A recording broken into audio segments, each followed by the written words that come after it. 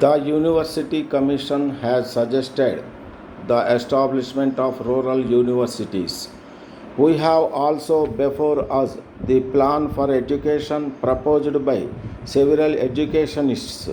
My feeling is that our educational system would serve its true purpose only if it is integrated with the whole life of the Indian people instead of being merely related to the administrative system as it has been so far.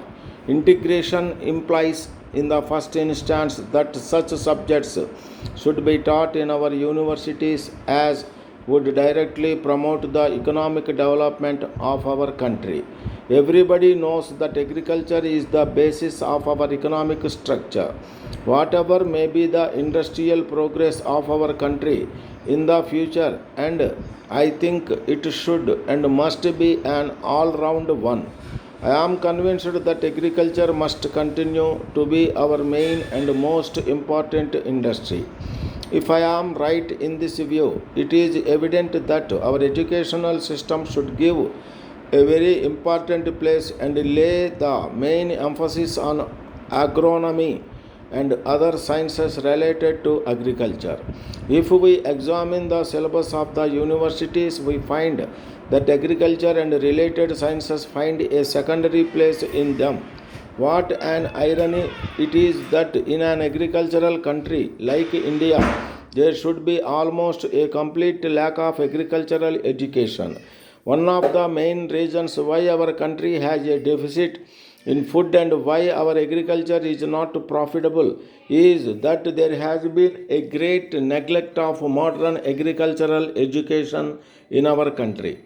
Whatever little arrangement exists today is also such as does not create any interest among the students for agricultural work, but only makes them fit for filling some place in the administrative machinery of the government.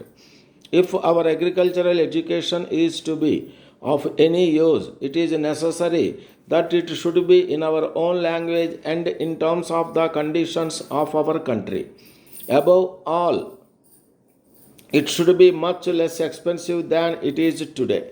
It is only then that it would directly lead to the improvement of our agriculture.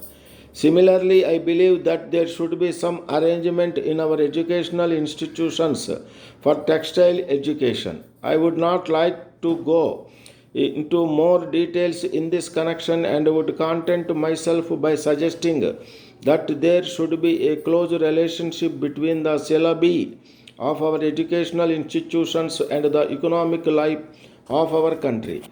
The second point on which I would like to lay emphasis is that our educational institutions should possess statistics which can provide necessary information as to how many educated workers are required in any particular economic sphere, and on the basis of this knowledge educational institutions should guide students to make a choice of subjects that they are to study there.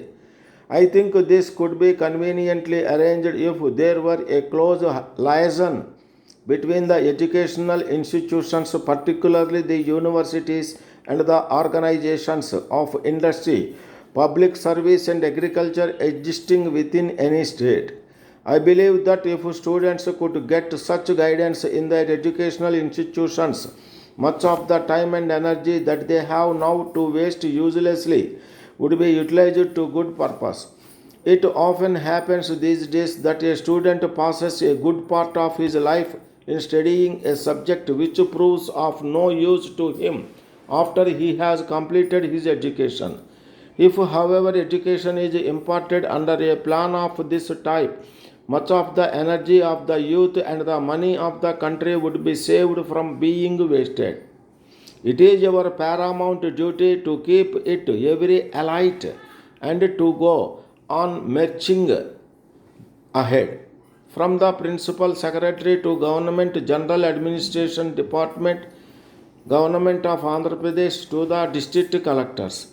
Often it has come to the notice of the government that the privileges of honorable members of Legislative Council and Assembly are being breached by the officers, particularly in the lower rung of various departments in the districts, in the matter of inviting honorable members either for laying foundation stones or for inauguration of schemes intended for a welfare of the people. As a matter of fact, some schemes are started and completed with the funds allocated by honorable members under their assembly constituency development fund.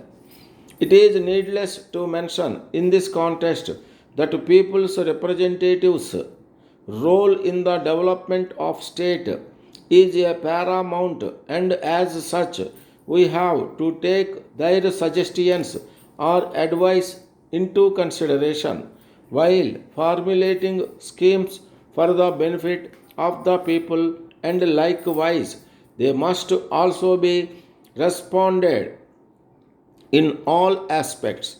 So, if the privileges of any honorable member are breached by any government servant would attract the provisions of breach of privilege act, and the officer concerned would be summoned by the committee on privileges or legislative council and assembly respectively and sought explanation.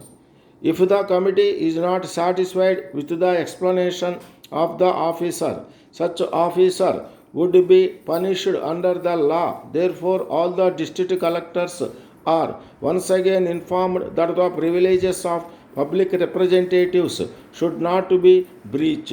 Your verse.